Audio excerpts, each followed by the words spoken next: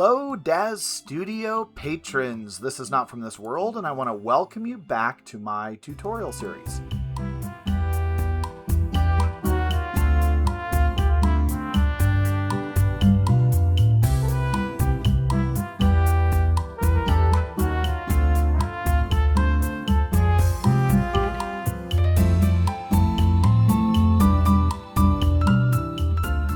Now today I wanted to talk a little bit about something that I probably should use more of, and that is the Universal Tool. Now, if you're familiar with Daz Studio, you know that this box right here, if we highlight it, is called the Universal Tool. I almost always use what's called the Node Selection Tool, and I'll select that.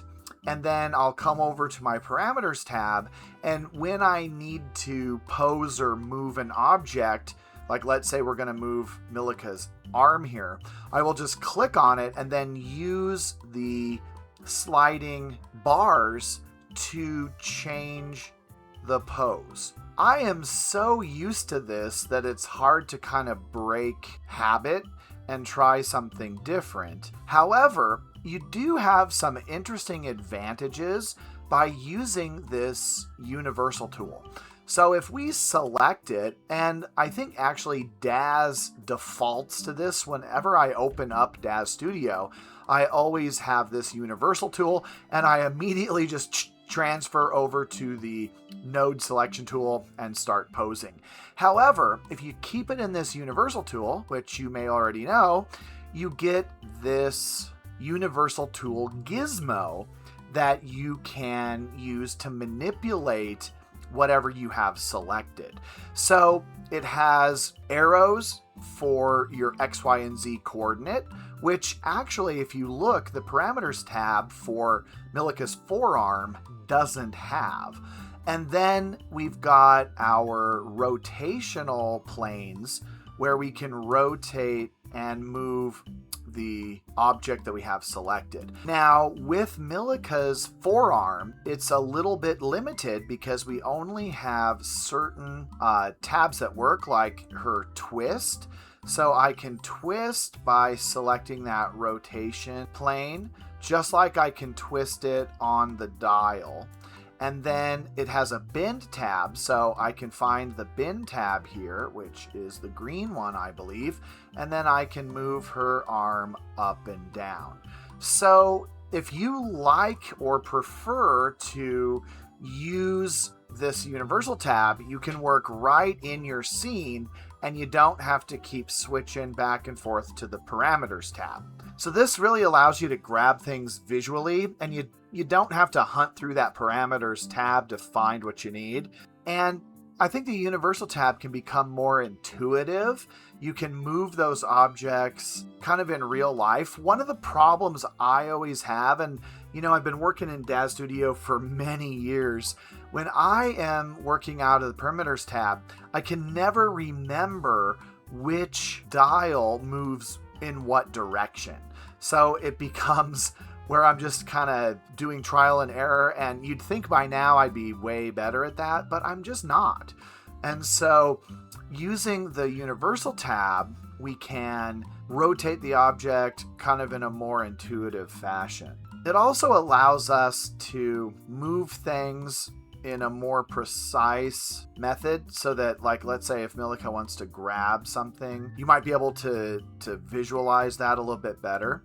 And what is also kind of interesting is using, like with the forearm, for example, using the arrows, we not only move her forearm, but I can move her entire upper body. And this can be a help, and it can also be a hindrance. One of the things that's kind of nice about that is it allows for more natural positioning.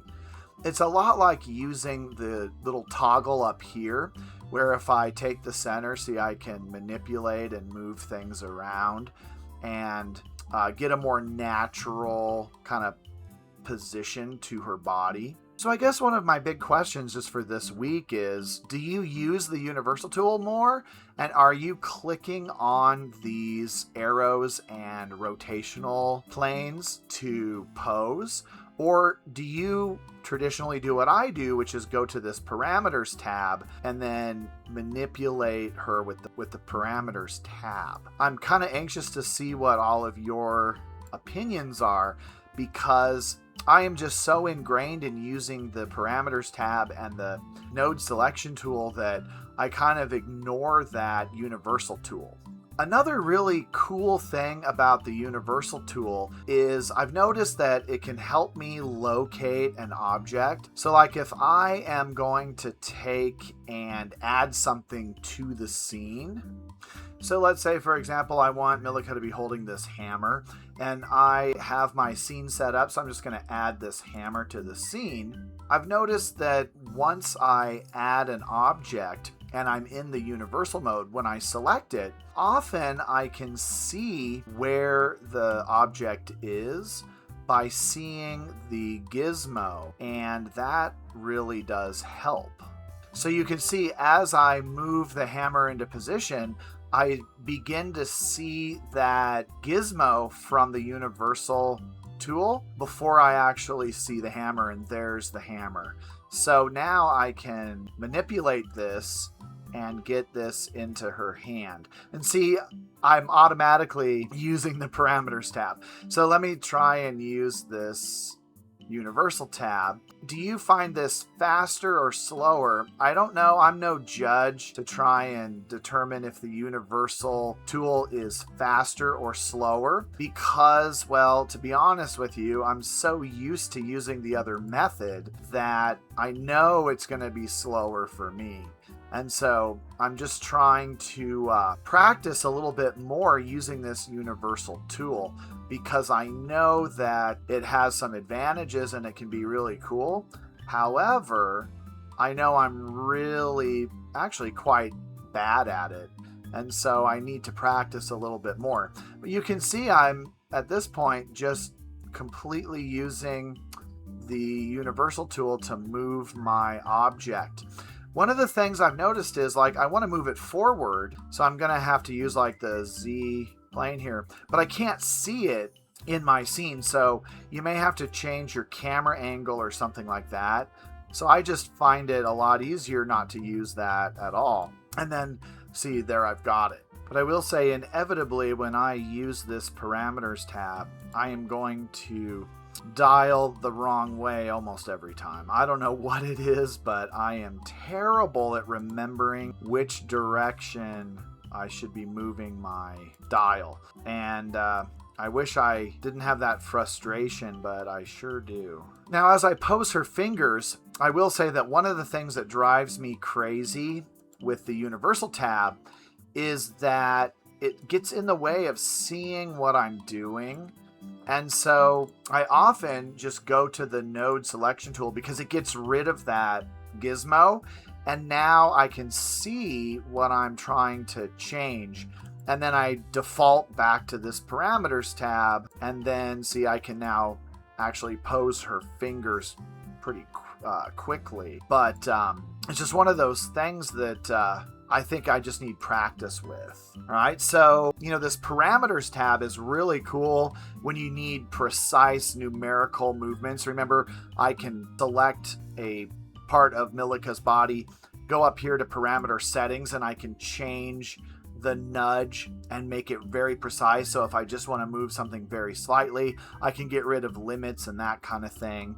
So that's really nice. We get that small incremental changes that we need. Finding the specific axis that we want is never a problem. And like I said, with that universal tool, I have a hard time seeing the gizmo. And then with the parameters tab, we can just see the axes that we need right away. And for me, it's just knowing exactly where all the controls are that really help. So I don't know. I would like your opinion on the universal tool.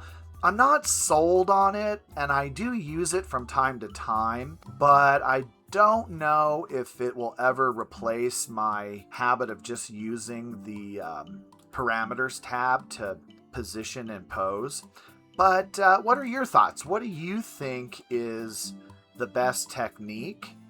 And what do you recommend for people that are just getting started in Daz Studio? So those of you that are experienced, I'd really like to hear your opinion and what you really recommend. And you can address your comments towards some of our new Daz Studio users, because I know a lot of new users are finding my videos and just learning how to use this program.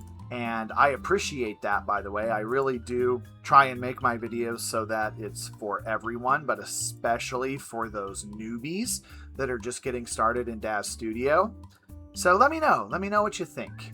All right, that's going to wrap it up. I am going to take my cutie Milica here, and I'm going to create a thumbnail. She's doing kind of a cosplay thing this week, so she's all dressed up in cosplay, kind of a space theme.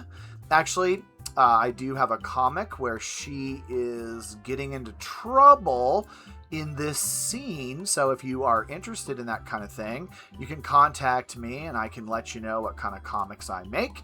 But this is just a scene from one comic of mine, so I'm gonna fix her hair a little bit and call it good. Until next time, happy rendering. Don't forget to like, subscribe, hit me up with some comments, and happy rendering.